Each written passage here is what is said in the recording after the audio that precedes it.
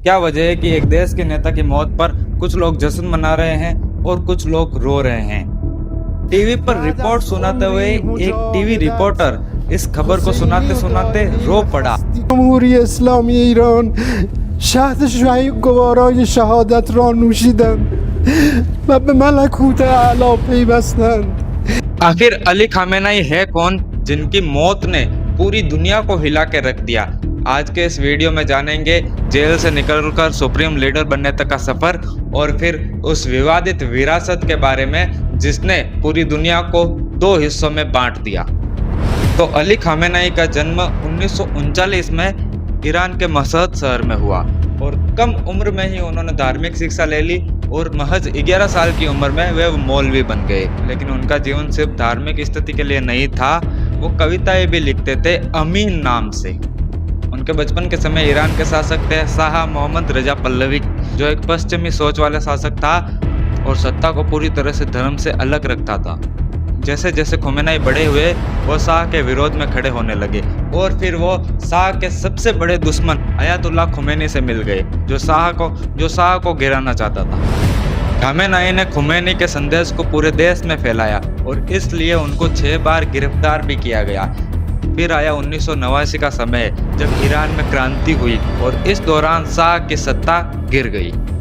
जब शाह की सत्ता थी तब ईरान एक राजतंत्र देश था, लेकिन जब खुमैनी पेरिस से लौटते हैं तो ईरान को इस्लामिक गणराज्य के रूप में बना देते हैं। फिर ईरान की सड़कों पर सिर्फ 2 ही तस्वीरें चल रही थी, खुमैनी की और उनके सहयोगियों की, और उनके सहयोगियों में ही सबसे बड़े सहयोगी का नाम है अली खामेनेई।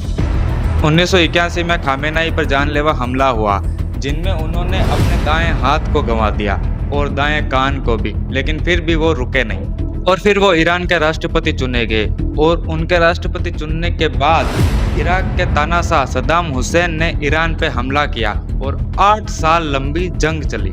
कहा जाता है कि शुरुआत में वो खुद को इस पद के योग्य नहीं मानते थे, लेकिन फिर संविधान में बदलाव हुआ और वो देश के सबसे ताकतवर व्यक्ति बन गए। सुप्रीम लीडर का मतलब होता है राष्ट्रपति से ऊपर, जिसमें सेना, न्यायपालिका, विदेश नीति सब पर अंतिम फैसला उनका होता था।